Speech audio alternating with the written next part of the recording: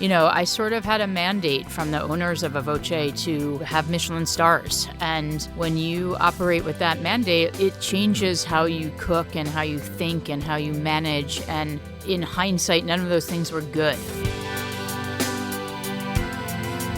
You're listening to the Taste Podcast. I'm Editor-in-Chief Matt Rodbard, here with Senior Editor Anna Hazel.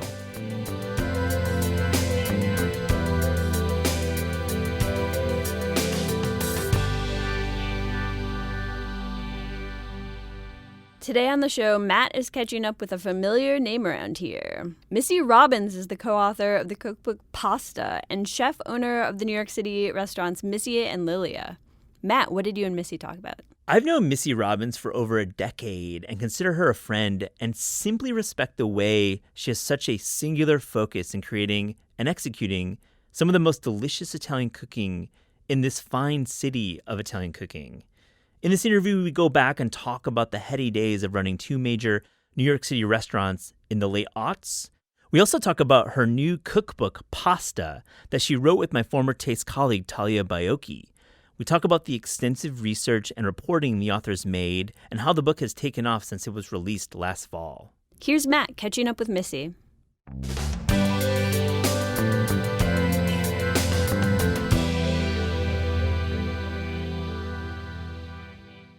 Missy Robbins, welcome to the Taste Podcast. Thank you. So glad to be here. Finally, you're here. I love it. I wrote about your great book, Pasta, late last year. But now we're IRL, finally. I know. It's amazing. Finally. I wanted to take our listeners back to a time in New York in the fall of 2008 when you were named the chef of Aughts Madison in Columbus. I feel like reflecting on that period, these are like really big deal restaurants that you were running. You're running both of them. And I just like that time in New York was like peak restaurant foodie celebrity chef moment. I think after that, we were starting to decline. So you were in the mix. What was that like, running those two restaurants? Very scary. That was a crazy time. I had been in Chicago from 2003 to 2008, and working at Spiaggia, which was an amazing restaurant and really changed my career. It got me to 100% want to do Italian and focus on that. But I knew I didn't want to live in Chicago, and I really wanted to come back to New York. But I knew I needed it to do it in the right way and not just take any job or live the same way that I was living before. And so I waited, and I was going to open my own place. And then the Aughts job came along. And at the time, Andrew Carmelini was the biggest deal in town, and he was leaving. And I got hired somehow to take his place. And it was a terrifying moment because I left New York as a CDC of a hotel. Very different. And I came back an executive chef and partner of these two restaurants that were the most popular. I mean, Aughts Columbus wasn't open yet, but Aughts Madison was about a year old, and it was on fire. And I felt like I had these giant shoes to fill, but it was exciting. It was the first time that I was going to be an executive chef without sort of a chef over me, and a time to really start honing in on what is your cooking and what is your style. And I don't think I got there until Lilia, honestly. But that 5 years was really formative for me in many ways, but also was really difficult. And I ended up leaving after 5 years and honestly not even knowing if I was going to cook anymore. I left. I didn't have a job. I decided to take a year off. I had cooked for 20 years at that point and had never really taken any time. And I just reflected, and I had fun, and I explored a lot, and I figured it out. And I decided to open Lilia, but that was a tough job. Yeah, I recognize that. That's why I wanted to go to that question from the jump. But take us back to the Madison location and just those first couple years of being at Aughts. I mean, what were those dining rooms like?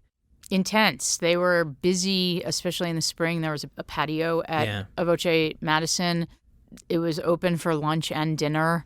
And I was finding myself as a chef. Yeah. And I think that's a hard thing to do with the pressure of running very, very busy dining rooms. You never kind of let up, and you're always, I sort of had a mandate from the owners of Aughts to have Michelin stars. And when you operate with that mandate, it changes how you cook and how you think and how you manage. And in hindsight, none of those things were good. Those things were actually, at the end of the day, negative. You're cooking to see if something's pretty enough or if it's going to be good enough for a Michelin star. And what does a Michelin star really do for you at the end of the day? And I'm not like taking away from Michelin stars, but like it's funny because it was the reason why I wanted to take the job. I was like fascinated by this company that was so focused on, they were in London and their whole focus was on having Michelin star restaurants, and they had everything from 3-star very fancy French to 2-star Japanese, and they wanted a Voce to have stars, and a Voce Columbus was like doing 400 covers a night, and that's really hard quality to maintain and creativity to constantly maintain and at those levels. Yeah. And I think at the end of the day, it kind of drove me away from a Voce. It became something that like wasn't exciting, and it made me want to do something completely different. But you are... Is that what you were getting at? I think that's what you were getting I love at. that memory because that period in time, I think a lot of our listeners maybe weren't around in New York at that time, or just maybe we've moved on from that period when the cult of the Michelin, the celebrity chef of Carmelini being the biggest name in town, which is true. I agree.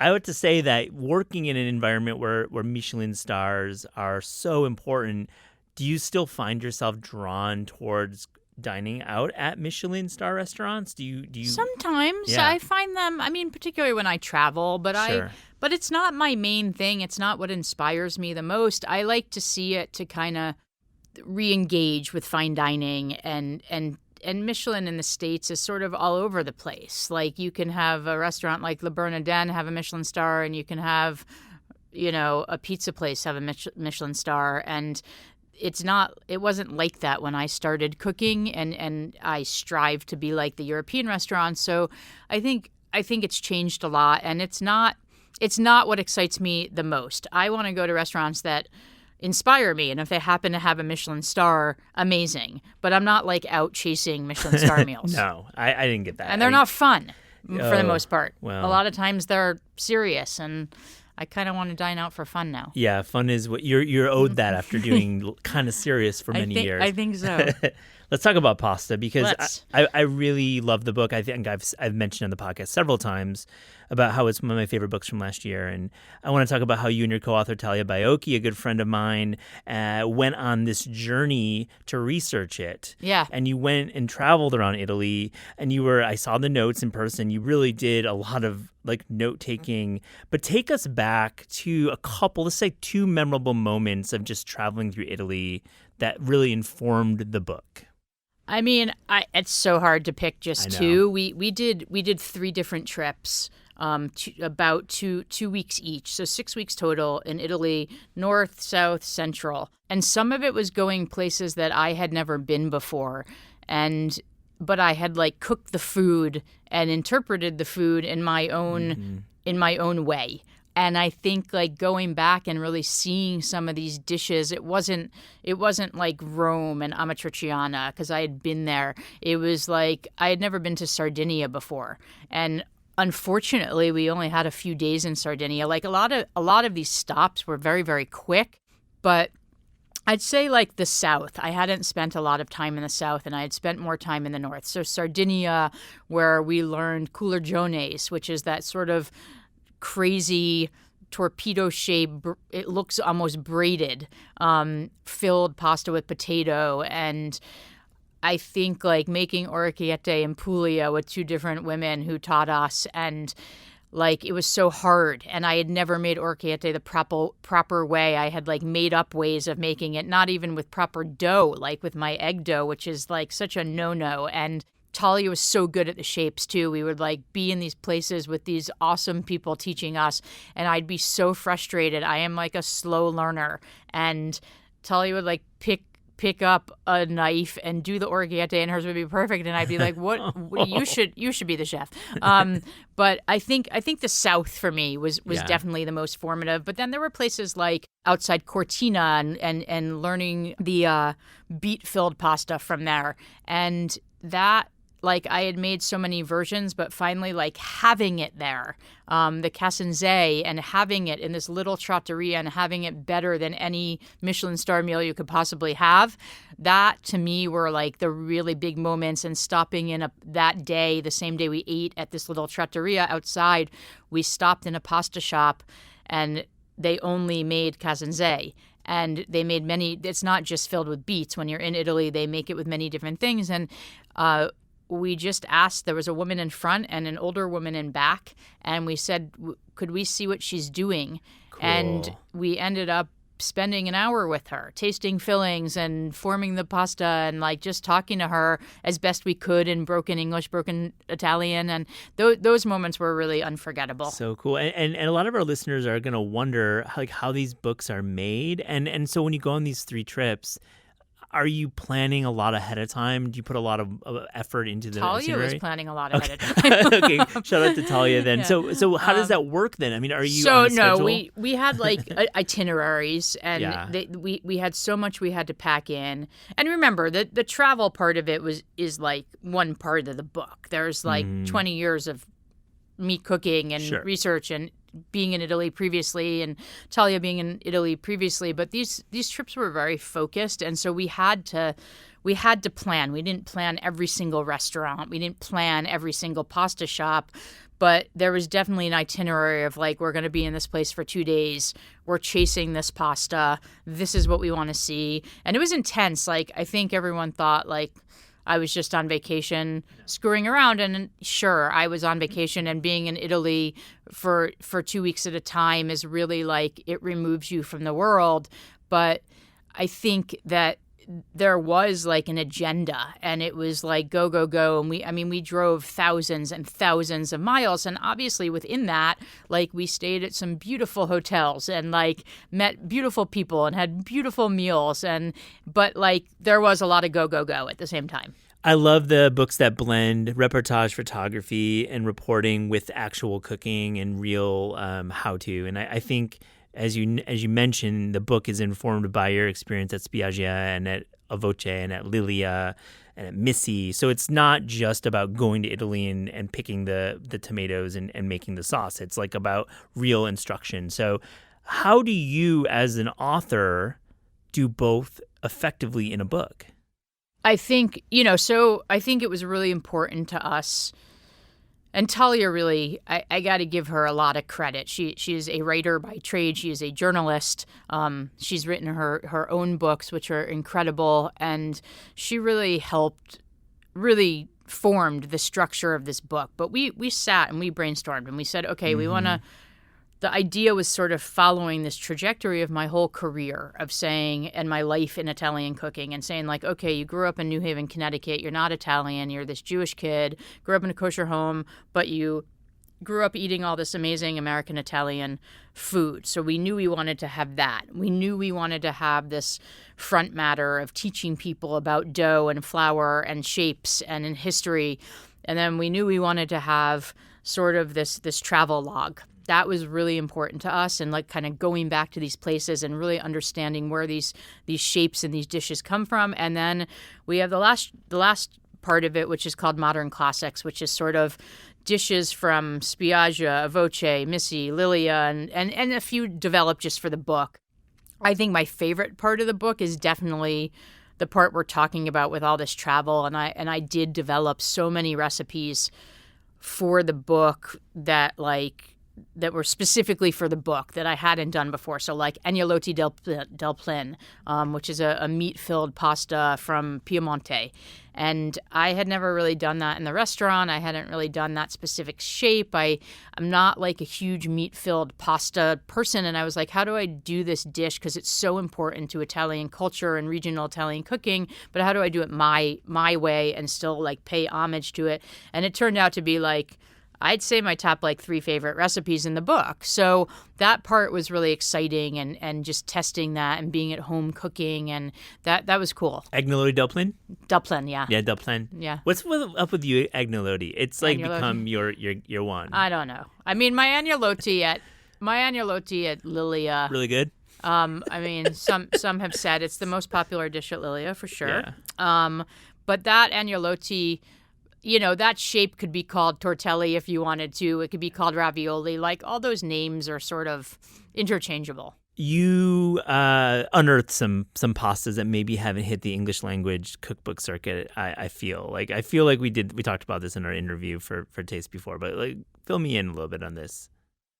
Like, I don't know. I mean, Curligiones is having a moment, I would say, for sure. I think, again, another Sardinian one, gnocchi sardi, is a Sardinian gnocchi. It's often called malloratus, and it's not a gnocchi like people think it's a gnocchi. It's a made with pasta dough, and it's in the form of sort of a dumpling. Those are two big ones. I'm trying to think of like other. Which one struck you? I remember there was a stuffed pasta that we talked about. I'm blanking on it right now. I don't have it in my notes. That we talked about that was a regional stuffed pasta that was never written about ever before in the English language. I guess I'll have to like go back. Yeah, you have to go back. I can't remember either. Let's talk about, now that the book is out, if I feel like there's probably going to be people cooking through the book. Now that it's out, what are you learning about the book? Oh, I think it's been awesome to see people's reactions and engage. I'm learning that people keep calling it a Bible of pasta. That's fun. Which wasn't what it was intended to be. Like that, what it was intended to be is like the main goal, besides sort of those exact sort of topics that we wanted to cover, was to create something that was sort of timeless and that you could pick up, hopefully, that people will pick up in 20 years and say, like, still want to cook from it because it's not trendy. It's like, sure, there are dishes that are of a moment and in those modern classics, but there are dishes that have longevity for hundreds of years in that book. And how do we modernize that but make people want to go back to it time and time again? So that was one thing. And people have really resonated with that. I think the cooking through the book, I've seen a lot of like, I'm doing this weekend, I'm going to do this next weekend. I think what's been really cool is that people are really cooking from it and really reading it. I think what's really cool is that I feared, we wanted this book to be for professionals. I wanted my peers to really respect this book and to be able to learn from it. But we also wanted the average home cook to be able to learn how to make pasta. And that's a tough combo to make it interesting enough for a chef, but interesting and easy enough for a home cook. And my fear was that like I was going to see on Instagram like every day people just making like rigatoni red sauce or, penne alla vodka. And like I'm happy those dishes are in there, but I was like, that was what I thought was going to happen. And what is happening is people are actually picking the really hard dishes and they're posting and they're like, they look beautiful, like, which is a testament to the editing process and Lorena, who is our editor. Lorena Jones. And and Talia just, I mean, they were all over me. And I'm a chef, and chefs are notorious for not being great recipe writers. Like, you know how to cook, and it's very frustrating to have like an editor and a writer be like, but you understand that, but the reader doesn't understand that. And they really, and in particular, I watch Talia just write and rewrite and like be like, does this sound better? And does this work? And to see the recipes really work, like I'm sure I'm proud of myself for having the recipes, but I'm really like, I'm honored that they took the time to really push on that and make them really work. Because if a lot of people are posting and they're posting their dish next to the picture, and that's really cool, and it looks exactly the same. And beautiful recognition of writing a cookbook. Yeah, when you see that. It's amazing. Yeah. I mean, you write cookbooks, and I'm sure Dan is not dissimilar from me. You're a writing partner. I have to give Daniel Holtzman, my partner, a credit for being an amazing writer. So okay, good. I just, but I want to go back to the team that you had because it's, I think, in the weeds a bit, but our audience recognizes that Lorena Jones, her imprint at 10 speed or, with 10 speed, she's doing special books there. It's just a really, really cool. So when you say that they were pushing you or they were at you, what do you mean exactly? I would well, first of all, Talia and I had very different methods, and we've joked about this a lot. Talia is a writer, and she runs Punch and a very successful online magazine. And she used to be involved in Taste with you, obviously. Yeah. And she's organized and she works on a computer. I am like an old school chef who writes on like chits of paper that I take out of like anywhere. And Talia would be like, where's the recipe for blah, blah, blah? And I'd like look through 100 pieces of paper and she'd be like, are you kidding me? And so I had to like translate everything onto paper, but I think it's just about detail. It's about detail and about wording things so that anyone can understand it. And it's about not leaving out that like exactness. And I think as a chef, you never want to be so exact because you want there to be like this flow, and pasta has a flow and pasta has like a feel. And so my fear is always like if you put something so exacting in a recipe, it doesn't give the reader any leeway to like kind of move. But we address that in the book actually, and we say like here are the guidelines, but we want you to start to feel this, and that was important to me. So just a little like push pull of like a really great writer and an organized person versus a chef who like I know my stuff, but like I'm not 100% great at getting it out into the world. Well, you are, and you're modest, but I think it's the team effort, and you had to come up with the ideas from. I mean, sure, the ideas came from you, so let's give yourself some credit. But you don't hide from the using a KitchenAid, right? KitchenAid, using a machine. We see guys and nonas with the long pins, and rolling out pasta, which is a certain style of pasta making. But you don't necessarily require that. You can use a KitchenAid, right, to make pasta? Yeah, I mean, we suggest in the book to really like start with the well method to make your dough, which is having a ring of flour and putting your eggs in and mixing it by hand, because it gives you what it feels like. You can feel when it's too dry, you can feel when it's too wet, and that even with the exact recipe, that changes based on humidity or dryness. Or if you're in Aspen, Colorado trying to make pasta, it's different than if you're in Manhattan trying to make pasta. And I think the KitchenAid is great. It's great for like being quick and not getting your hands so dirty, but like still coming out with a great result. I mean, I don't make my pasta by hand. We'd go through hundreds of pounds of pasta a day at both restaurants. I don't make it by hand. We make it in a giant mixer. And we don't use the giant rolling pin, but like they're still rolling it out by hand. Like, there are machines now that make capelletti, tortelli, all that stuff. And it like breaks my heart because I get it from a production standpoint, but I can never bring myself to do that because like part of the pride of what we do is that like every single one of those tortellis is made by a human, and they're making 5,000 pieces a day. Like it's what time do they start? They start at 6 a.m. at Missy, and they start at 8 a.m. at Lilia. Yeah. And at Missy, there are usually about 4 of them in the pasta room right now. It was a little more when we were doing lunch too. Yeah. But yeah, 6 a.m. That's a lot of 5,000 pieces for the day or for the week? For the day. What? Something like that. I might have made that number up, but sure. Whatever. 5,000. We go through when we were open for lunch and dinner at Missy, which is 14 shifts a week, but we were doing close to 500 people a day on a Saturday, say. And we would sell close to 100 orders. So 5,000's an overstatement. 5,000 for the week, 1,500 for the day. 1,500 pieces to 2,000 for the day.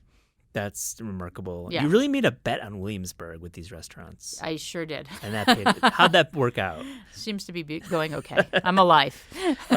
It's such a cool neighborhood. I mean, there's so much life there. And I hope our listeners can get back into your restaurants. And Missy is not open for lunch right now, correct? Not open for lunch, but open 7 days a week for dinner. That's great. And Lilia 7 days a week for dinner. And the cafe is open breakfast, lunch, dinner to go. JJ Redick, a podcaster, is definitely a fan of Lilia. He's mentioned on his show a lot. Has JJ been in recently? He hasn't been in recently, but he comes in.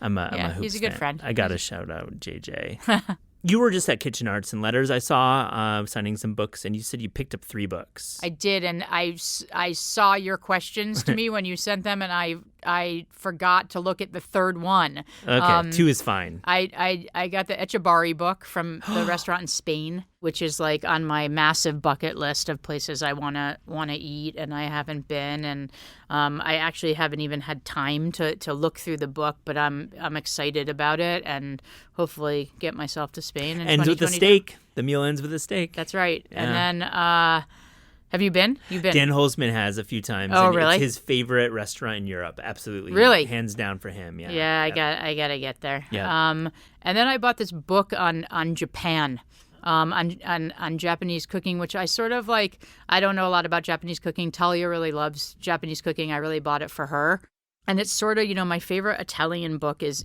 The Splendid Table, which is a regional Italian book about Emilia Romagna. Very few pictures and a lot of instruction, and I still pick it up many, many years later. And this book that I bought about Japanese cooking was very similar, like very basic intro to Japanese cooking with just a lot of writing and text and not a lot of pictures. And I just thought it was like special and cool and not something you find every day. I love that store, Kitchen Arts and Letters. It's the best. It's the best. It's an absolute treasure in New York City. I highly recommend visiting it. Yeah, I mean that was surreal when I went there to sign books, and I used to go in my 20s like every day off when I was really in the massive learning phase, and I would buy books I couldn't afford, and it's really where I started my collection, and so to be back there signing my own book was pretty amazing. So what inspires you right now as a chef? I have to ask this broad question because I know you'll go somewhere cool with it. It's tough. I'll tell you, the last 2 years have been really tough because my inspiration always comes from travel. And really, and it doesn't have to be travel to Italy necessarily. It can be travel anywhere, and I just haven't done it so much in the last couple of years.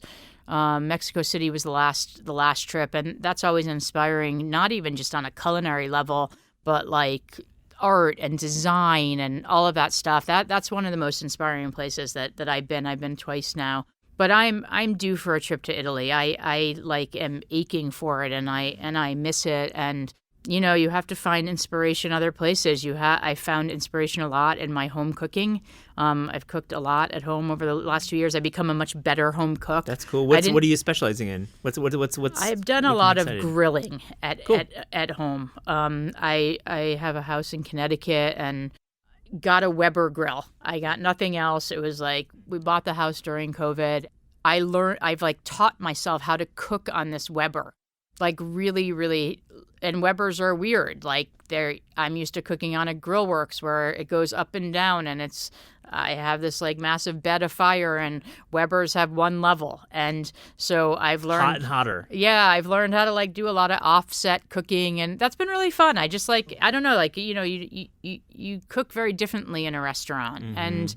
and I think kind of taking that pressure off. I mean, I still get mad when something doesn't come out perfectly at home, but I think there's something about just cooking for eating and pleasure and not trying to be perfect all the time. There's something that's been really lovely about that. That's wonderful to hear. I mean, I think that should be stressed, that cooking does not have to be beautiful, and it can be very imperfect. But I'm going to assume you're maybe not always grilling meat on the grill.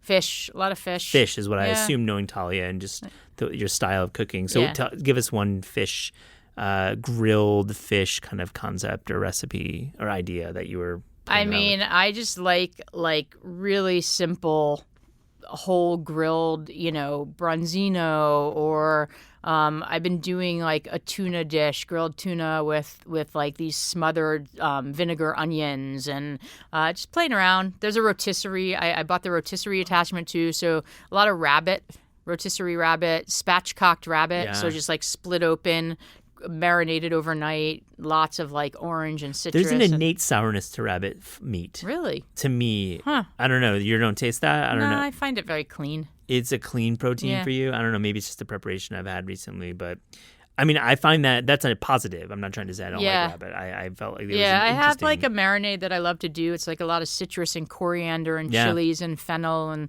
kind of all the things I love. Lots of herbs, and just marinate it overnight and then throw it on the grill nice and slow. Oh, sounds great. So let's talk about future books, because there's got to be, I know you just wrapped up this one, but come on. I'm afraid to say it.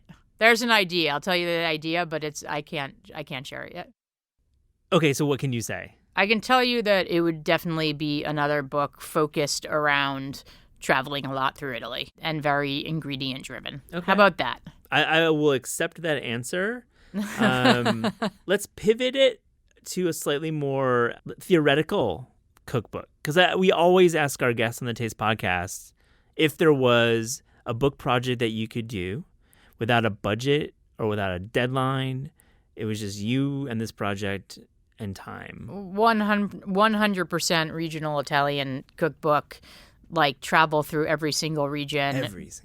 Every single one. And like really hone in on not just pasta, but like everything, and be able to cook with Italians and get their perspective and the whole thing. What is the most underrated region of Italy? I mean, that's a tough one. I can know. tell you what I fell in love with. I'm in love with Liguria. Yeah. And I think it's not necessarily underrated, but it's certainly not the Sicilies, Tuscanies, Emilia-Romagnas. Liguria is green. It's just like there's this brightness, and the food is bright, and it kind of is a northern region but feels southern in many ways, and that became sort of my love while we were doing this book. How do you travel there? What's the route from New York? I mean, you fly into Milan and drive. I didn't get to spend a lot of time there. It was like one of those things. But Genoa is like, I don't think Genoa is a city where you need to spend tons and tons of time. But like a day or two there, I had some really memorable bites in Genoa. Great street food culture there. Amazing sandwich shop. I'm spacing on the name, but it's like probably 100 square feet. David Kinch actually told me about it, from California, Chef David. I mean, you pick your meat, you pick your cheese. They have all these crazy toppings and like just cool bites, but also just their, they do their culture of using chickpea flour and farinata and their tortas of vegetables, like just a really cool culture, and not necessarily what people think of when they think of Italy. You think of pesto, right, from Liguria? Yeah, so that's the other thing. Pesto, I've been making pesto for years, and in addition to Talia's dexterity with her hands in making pasta, she has an incredible palate. Obviously, she's in the wine world, and but she has an incredible food palate as well. And we sat down in this restaurant in Genoa on our first night there, and she tasted the pesto, and she said, "Man, there's something smoky in here." And I'm like, "You're insane." And I tasted it, and I'm like, "I'm kind of getting it." I tasted it again, and I'm like, "Oh my God, there's something smoky in here. Like, what is it?" And it turned out that they're like real, true people in Genoa. This gentleman who makes the pesto, he has a company, a specialty food company, and also a restaurant, and they use Fiori Sardo cheese, which is a smoked pecorino. And I have now adapted that into my pesto for MP and for Missy, and like I'll never go back. Like it's in the book. That's how we make it. Like so cool. I'll never go back. It's an amazing touch that I can't believe. I mean, maybe I just didn't know. Like, but good on Talia for like picking up on that. I love that story, because I think when you talk about pesto, there's a lot of assumptions when you walk into a restaurant and order pesto, but it's just that one little thing, right? That little bit of smokiness that makes it the best pesto. And then the other thing in Liguria is that they often serve pesto with chestnut pasta. So chestnut trophiae. Trophiae is a hand-rolled shape, little like worms. And we were in a town and went to this like focacceria in Recco, which is famous for focacceria del Recco, which isn't the focaccia it's two very, very thin layers of dough with this cheese in between. It's like mind-blowing. But we went to this restaurant that's very famous, and which was like a nothing restaurant. Again, trattoria, and we had chestnut trophiae with pesto, and the sweetness versus like the herbaceous smokiness, saltiness mixed together, because what chestnut dough does is it picks up you make it with chestnut flour, and it picks up a sweetness that's not what you usually feel like in pasta, and that was like another mind-blowing dish to me. I think there's probably a lot of these stories for their next hypothetical theoretical book. So many. Thank you for joining the Taste Podcast, Missy. Thanks for having me. Taste podcast is hosted by Matt Rodbard and me, Anna Heasel. The show is produced by Pat Stango and edited by Clayton Gumbert. Our theme music is by Steve Rydell. Visit Taste online at tastecooking.com and make sure to subscribe to our newsletter. Thanks for listening.